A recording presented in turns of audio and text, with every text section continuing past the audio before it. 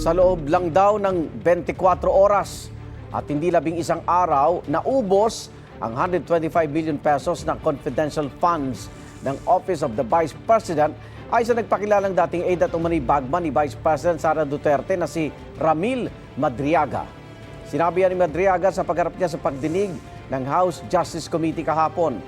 Dati na iginit ng busy na hindi niya nilustay ang confidential funds ng kanyang opisina at wala siyang kaugnayan kay Madriaga. May unang balita si Tina Panganiban Perez. Nakadetine sa Camp Bagong Diwa, pero dinala sa Kamarak si Ramil Madriaga, ang nagpakilalang dating aide at umano'y bagman ni Vice President Sara Duterte. Sinampi na siya ng House Committee on Justice, kaugnay sa naging papel umano niya sa paggamit ng confidential funds ng Office of the Vice President at ng Department of Education sa ilalim ni Duterte. Pinabasa kay Madriaga ang kanyang supplemental affidavit kung saan nakalatag ang kanyang kaugnayan kay Duterte. Her denial of any affiliation with me is absolutely false. She lied under oath in her perjury complaint against me. Kasama sa affidavit ang ilang patunay raw rito, kabilang ang video ng pagkikita raw nila noong Davao City Mayor pa lang si Duterte. Sino po yung sumigaw ng Sir Ram? Ito, ayan o. Ayan, Sir Ram. Sino yun? Si BP Sara. Sino po yung Sir Ram na tinatawag niya? Ako po, Your Honor. I wish to place on record that there is a voice which says, Sir Ram, while the video shows the Vice President handing the flag to Ramil Madriaga. May screenshot din ng video conference nila kay Duterte nang mag-anunsyo itong hindi natatakbong presidente noong eleksyon 2022. I posted the screenshot of our video conference on my Facebook account with the caption just telling her I cannot vote intelligently without her name on the ballot. A printout of the Facebook post dated September 29, 2021 is here to attach. May I know what's happening to you, Mr. Madriaga? You seem to be crying. You are nearly crying. Malungkot lang po. Idinetalye ni Madriaga ang pag-deliver niya ng mga pera sa iba't ibang individual sa utos-an niya ni VP Duterte. In the morning of December 20, 2022, Sarah called me and she said, Sir Ram, please coordinate with Colonel Nolasco. Meron tayong deliver sa San Pablo, Laguna, sa Night Street, at sa Ombudsman. 4 large dark bags were unloaded from the vehicles. 3 large dark bags and 1 lighter colored and relatively smaller bag. Colonel Nolasco told me that each bag contained around 30 million pesos to 35 million pesos. Nabanggit din ni Madriaga si PRRD, ang initials ng dating Pangulo na si President Rodrigo Roa Duterte. Previously and upon direct instruction sa PRRD, Sara, I've also delivered money to Ombudsman Samuel Martires Rotoni Ryan, which I usually place inside an open trunk of a designated car.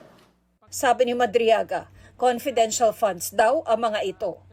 A few years later, I read from several media reports that the 125 million pesos OBP confidential funds in 2022 were reportedly utilized in just 11 days. This is wrong because I personally disposed the money in less than 24 hours. Ginamit din daw siya bilang dummy sa bank accounts para sa paglipat ng milyong-milyong pisong pera noong panunungkulan ni dating Pangulong Duterte. These were opened by people close to PRRD who informed me that money will be transferred to these accounts for intelligence operation and for laundering.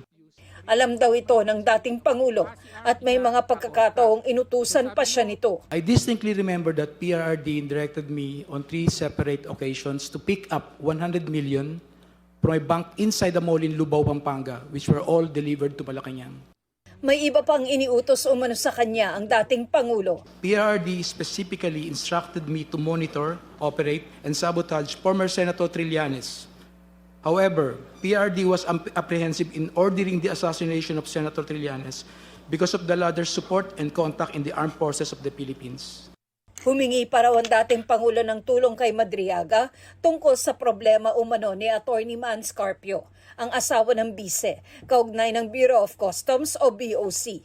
After 2 days, I went to the BOC to meet the female lawyer to discuss the release of construction equipment. This time, I learned that the construction equipment was actually magnetic lifters.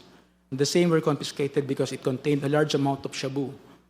However, the female lawyer informed me that it was difficult to release the same because it was a hot item. Later, I learned that the content of the magnetic lifters is at least 500 kilograms of shabu worth 4.3 billion pesos were mysteriously missing.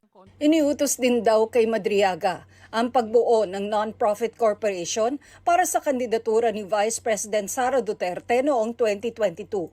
Ito ang ISIP o Initiative for Social Justice, Innovation and Progress Pilipinas. Pero ang ibig sabihin umano para sa kanilang mga taga-suporta ay Inday Sara is my president. Isa sa mga nagbigay umano ng pondo para rito ang isang opisyal ng Pharmally.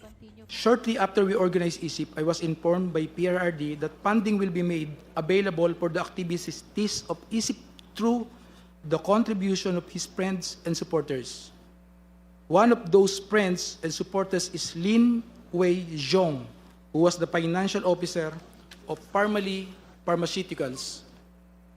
Sometime in June or July 2021, PRRD informed me that someone will call me to directly coordinate the turnover of 175 million. I also remember that Michael Yang, a very close friend of PRRD who was frequently in Malacanang, also provided financial support to ISIP. Sabi ni Madriaga, matapos manalong bise ni Duterte, kasama raw siya ng kausapin ng dating Pangulo ang ilang retired general ng AFP para sa pagpapatalsik umano kay Pangulong Bongbong Marcos pagsapit ng 2025.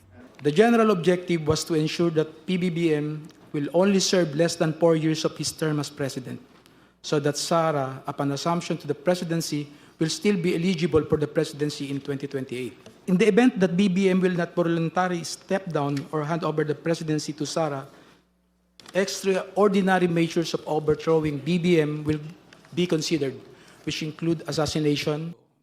Sa affidavit ni Madriaga, lumalabas na naputol ang kanilang relasyon ni VP Duterte nang hindi siya nito tulungan sa kasong land grabbing na inilapit kay Madriaga ng ilang magsasaka sa Bataan.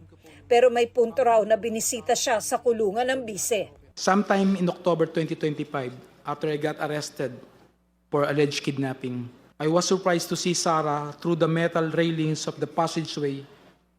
She smiled and waved at me. Jail warden Sabiniano handed me a phone.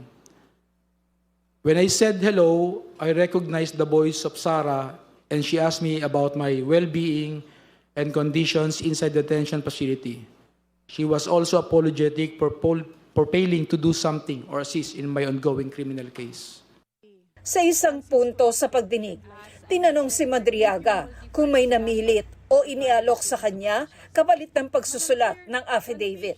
Hindi ka po ba napilitan na gawin ang anong komento affidavit na iyong sinabmit? Hindi po ako napilitan, Madam Chair. Wala bang pangakong palayain ka sa kulungan kapalit ng pagtestigo na ginagawa mo ngayon? Hindi po ako humihingi ng anumang kapalit sa paggawa ko ng salaysay ko. Bago siya umalis, pinirmahan at isinumitin niya sa komite ang waiver sa bank secrecy law para mabusisi ang kanyang bank accounts. Sinisikap ng GMA News na makuha ang panig ng mga binanggit ni Madriaga sa kanyang pagharap sa kamera. Ito ang unang balita. Tina Panganiban Perez para sa GMA News. Sabi naman ng abogado ni Vice President Sara Duterte na si Attorney Paulo Panelo, napatunayan lang sa pagdinig kahapon na si Madriaga ang anilay weakest link sa impeachment proceedings. Bigo raw si Madriaga na sagutin ang mga ebidensyang inilatag ng bise sa isinampang reklamong perjury noong Marso. Patunay raw yan na fraud o huwad si Madriaga.